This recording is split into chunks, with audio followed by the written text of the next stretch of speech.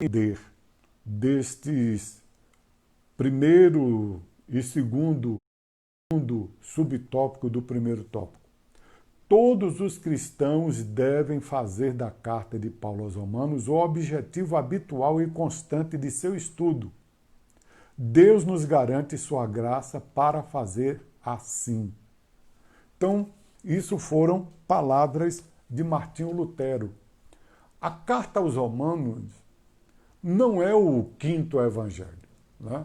A carta aos Romanos não é o quinto evangelho. Mas como nós vimos na aula passada, como Paulo ele não fundou a igreja em Roma, como Paulo, nesta primeira carta, estava se comunicando com ele pela primeira vez, e sabendo, né, obviamente, ele não revelou nas suas epístolas, mas sabendo que a origem daquela igreja não foi por intermédio de um missionário específico, não foi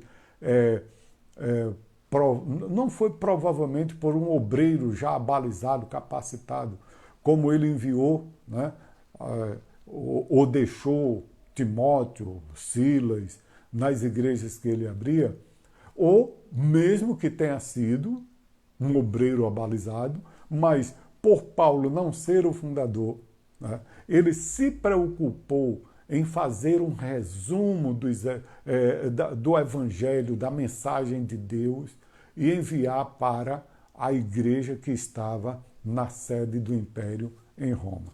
E com esta preocupação, o apóstolo Paulo, ele fala sobre fé, fala sobre esperança, fala sobre a promessa da salvação. Vamos agora para o terceiro subtópico do primeiro tópico, a revelação de Deus. Ninguém será inocentado por não ter crido em Deus. As noções sobre um ser superior são inerentes ao homem. Essas noções foram guardadas no coração do homem pelo próprio Deus. Romanos, capítulo de número 1, versículo 19. Vou reler para os irmãos novamente. Porquanto o que de Deus se pode conhecer é manifesto entre eles, porque Deus lhes manifestou. Ou seja, Deus não terá ninguém por inocente.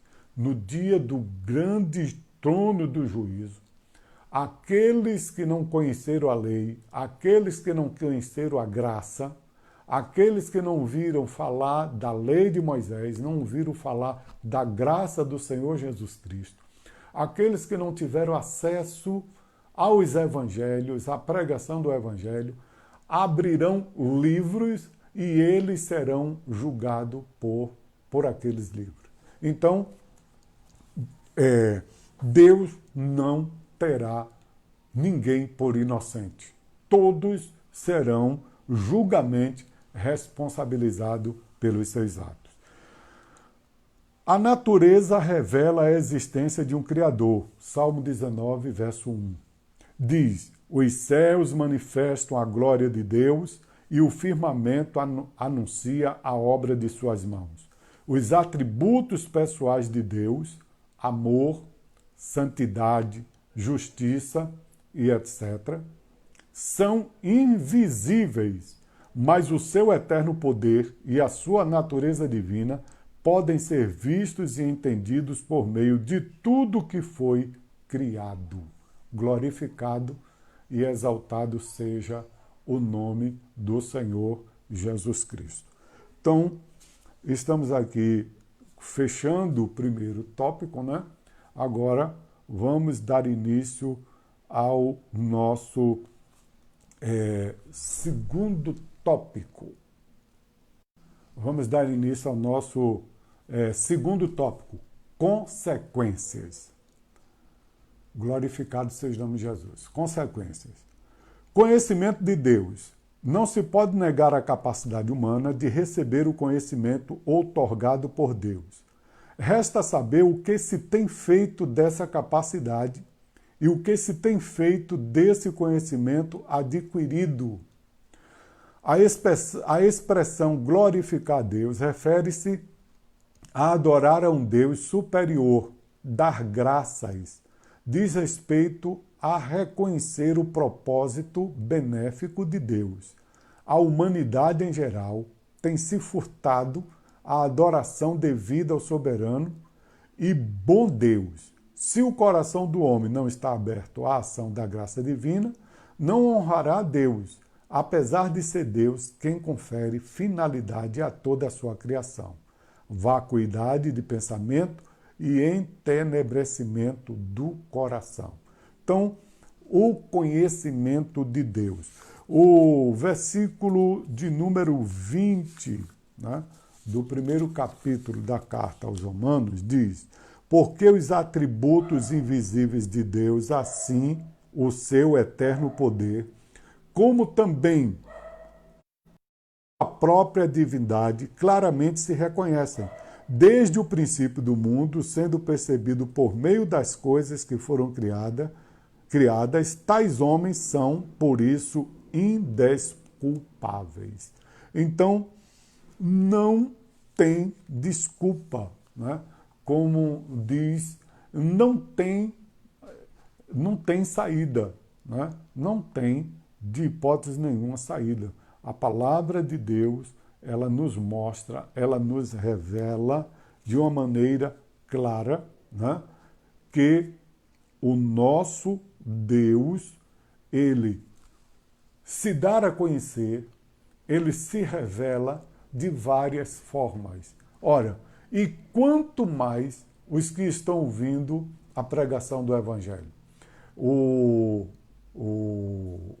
evangelista Mateus, ele escreve o Senhor Jesus dizendo: mas porquanto qualquer que me negar diante dos homens, eu também o negarei diante do meu Pai que está nos céus.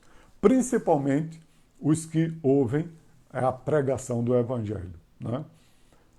Primeiro subtópico do segundo tópico: conhecimento de Deus. Segundo subtópico do segundo tópico: enganosa sabedoria. Os homens dizem que são sábios, mas na realidade são tolos. Romanos capítulo 20, versículo 21 a 22. Que a sabedoria do homem é loucura para Deus, né? A palavra de Deus, ela nos afirma isto, que a sabedoria do homem é loucura para Deus. Então vamos lá. Como pessoas sábias, podemos escolher ídolos sem vida para adorar. A idolatria é um dos pecados praticados quando se rejeita o verdadeiro Deus, conforme a afirmação de Tiago, capítulo 4, versículo 4. Convém definirmos melhor esta palavra idolatria. É tudo aquilo que alguém reputa como essencial para a vida à parte de Deus. Ou seja, é tudo aquilo que a pessoa coloca no lugar de Deus, né? Coloca adiante de Deus, né? Romanos capítulo 10, versículo 13, o apóstolo Paulo diz: porque todo aquele que invocar o nome do Senhor será salvo. Terceiro subtópico do segundo tópico, das consequências: honrar mais a criatura. As pessoas são levadas a acreditar em mentiras que robustecem suas crenças egoístas, conforme Romanos capítulo 1, versículo 28. Atualmente, mais do que nunca, precisamos conhecer a base da nossa fé. Há muitos conceitos mundanos que podem mexer com a nossa cosmovisão e temos que ter preocupação com isso, amados. Bastante preocupação com isso, né? Há muitas ideologias, há muitas cosmovisões que são antibíblicas, né? Que está fora do plano divino através dos séculos. Por exemplo, o positivismo do filósofo francês Auguste Comte, que divinizou a humanidade. Segundo ele, devemos adorar não a Deus, mas aos grandes homens que têm contribuído para o progresso humano, né? Idiotice tremenda, né? Ele quer que adoremos os engenheiros que construíram a Torre de Babel, né? Que construíram uma cidade vertical. Né? Então, mas só que a Trindade Divina disse: eia, deixamos e confundamos as línguas. Glorificado seja o nome do Senhor. Então, toda a sabedoria que o homem tem foi dada por Deus, e no tempo certo, no momento certo, Deus refreia.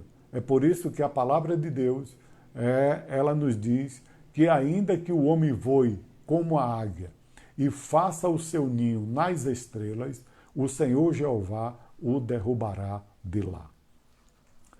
Terceiro subtópico do